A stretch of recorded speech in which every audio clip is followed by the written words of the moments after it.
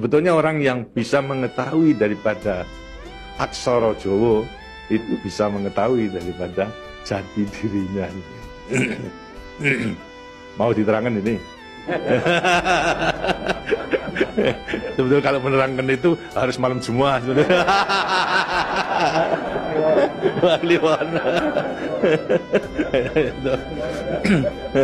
Dan itu namanya ilmu dari nenek moyang kita dalam rangka menjabarkan mengenai Pancasila, Eka Prasida Pancakarsa. Sebetulnya falsafah daripada aksara Jawa.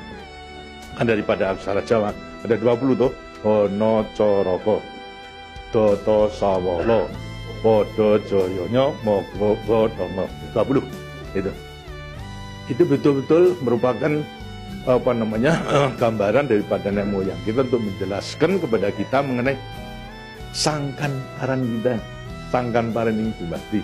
Dari mana kita akan kemana daripada kita itu. Nah, kemudian akan bisa mengetahui dirinya sendiri selama hidup-hidupnya. Disebutkan Hono Coroko. Ho itu terus daripada apa? Hono. Hono ada. No itu daripada apa? Dari wujud daripada hono. Mulai daripada gono legeno. Gono itu belum wujud, belum berbentuk. Legono itu masih belum ada sandangan, masih utuh, Itu belum ada taling tarungnya dan sebagainya, masih belum sandangan. Terus hono. Jadi manusia itu memang dilahirkan, diciptakan oleh Tuhan mulai daripada hono hurip. Huripnya siapa? Nur daripada Tuhan Yang Maha Esa. Lantas diciptakan oleh manusia terdiri pada tanah, kemudian air, lantas hawa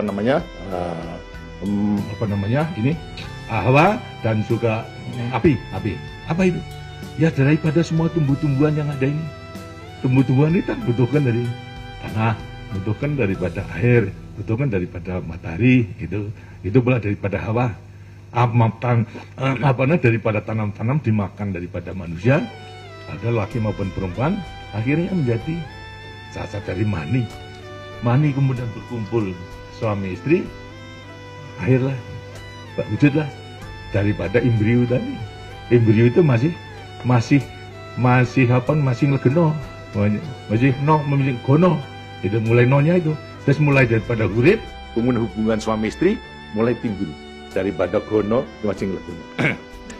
Legeno. Kemudian lantas setelah itu tumbuh daripada embrio tersebut menjadi jabang bayi yang kemudian dilengkapi dengan coroko. Apa itu? Cipta rasa karsa. Coroko. Daya cipta, daya rasa dan karsa. Semua ada.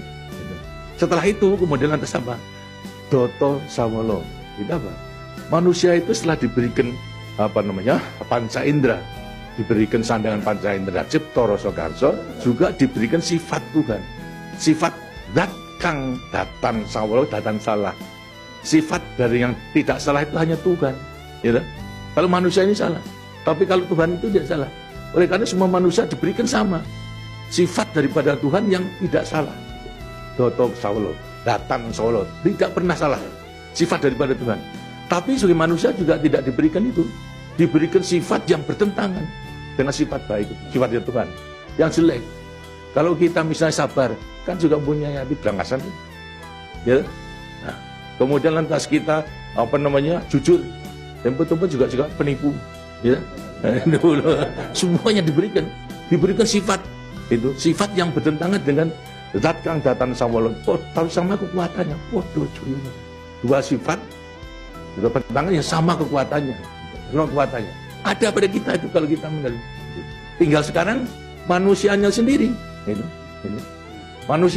Manusianya sendiri setelah mengetahui diberikan dua sifat yang bertentangan yang sama kekuatannya, akan diapakan ini? Itu. Lantas sekarang Doto Sawolo, Podo Joyo, Mogo Bodong. Mo itu sukmo, go itu satu. Itu mogo go badan. Jadi selama sukmo masih satu dengan badan, sukmo masih manunggal di badan, manusia hidup. Selama itu masih ada, diuji dalam rangka dua sifat yang bertentangan tadi. Gitu. Yang Podo Joyo tadi. Gitu. Lantas, tapi kalau kemudian lantas sukmo sudah pisah dengan badan, itu lantas apa? Badannya tinggal jadi badan. Nah, tinggal pertanyaannya, sukmonya mau kemana? Sokmanya mana? Ya terserah kepada saudara-saudara semua. Mana-mana itu. Jadi semuanya tergantung pada dirinya. Semua diberi kelengkapan yang sama. Tuhan Maha Hadir, tapi tinggal kepada dirinya masing-masing dalam mengendalikan. Kalau mau yang diujar itu adalah memang yang bertentangan yang jelek, bukan sifat Tuhan, ya tempatnya juga sudah ada. Di neraka, tidak bahagia di dunia di akhirat nanti. Tapi kalau yang dikendalikan atau yang dilayani itu adalah sifat daripada Tuhan, ya dengan sini akan dekat kepada Tuhan. Karena Tuhan itu kan tidak mewujud, gitu. Tidak bentuk, tapi sifatnya ada. Jadi kalau kita mau kembali dekat kepada Tuhan, ya membawa sifat yang baik itu, sifat Tuhan kepada Tuhan itu sebenarnya gampangnya daripada rahasia hidup itu sebetulnya hanya itu saja. Tapi tidak tergantung pada saya, tergantung pada saudara-saudara sendiri dalam rangka pengeterapannya itu. Gitu. Makanya itu coba pelajari daripada semua ini, daripada untuk mengendalikan dua sifat yang bertentangan tadi itu dengan dirinya agar supaya betul-betul bisa menepati. Kemudian di samping itu juga Tuhan itu memberikan suatu takdir kepada sifat kodrati daripada manusia. Apa sifat kodrati manusia? Manusia dilahirkan sebagai individu, ya toh? Kita masing-masing individu. Tapi kehidupan kita sejak mulai daripada adanya janin sampai pada mati tergantung pada orang banyak. Jadi kemudian dalam hidup kita di dunia itu hanya memenangkan kepentingan pribadinya sendiri. Lihat kan tidak adil. Tidak adil. Seharusnya memang menyadari bahwa sebagian besar daripada hidupnya tergantung kepada orang lain.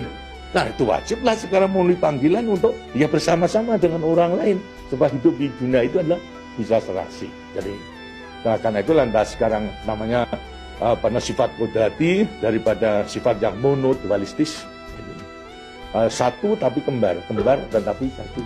Ialah sifat individu sama sebagai makhluk sosial. Nah, itu kuncinya daripada penghayatan, pengamalan daripada Pancasila. Gitu. Nah, demikianlah waktunya saya kira sudah.